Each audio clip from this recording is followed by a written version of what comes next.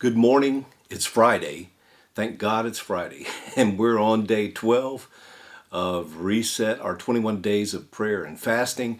Remember our 3 points about reset: to dump the past, prepare for the new, and expect the best. So, last week we focused on dumping the past, and we dug deep on this word repentance.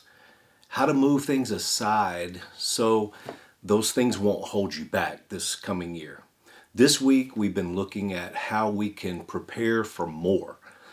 God has more in store for us in 2025. So today we're going to jump right back into the account of the widow woman in 2 Kings chapter 4.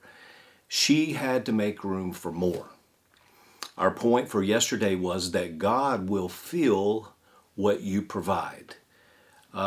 The woman had to obey the instruction of the prophet, which, by the way, was divine wisdom. She and her sons both had to work together to gather the pots that she had to pour the oil from her original small jar into all of the empty pots that she could find. She provided the jars, and God provided the oil. So if we do what we can do, we can trust that God will do what only God can do. Today's point is our last point from this account of the widow woman, and it comes from verse 7. So let's read it. Then she came and told the man of God, which was the prophet Elisha, and she told him what had happened, and he said, "Go, sell the oil and pay your debt, and you and your sons live on the rest." So, think about this. God, he didn't move on the heart of the creditor to give the woman favor and have the creditor to have mercy on her and forgive her debt. After all, her husband had incurred the debt and he was dead. I mean, that could have happened.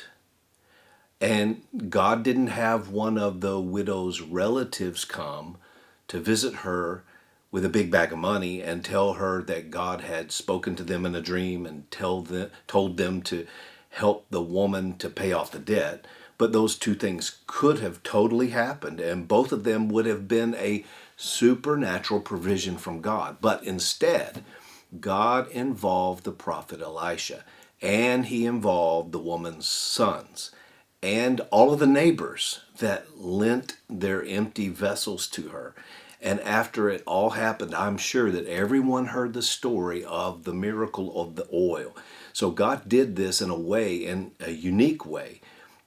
He truly wants us to know that his ways are higher than our ways, and he wants us to trust him with our whole heart.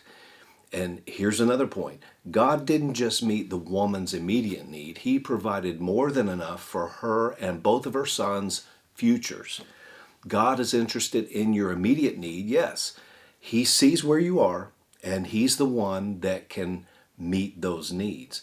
But he's also interested in your future. He sees way out ahead of where you are today.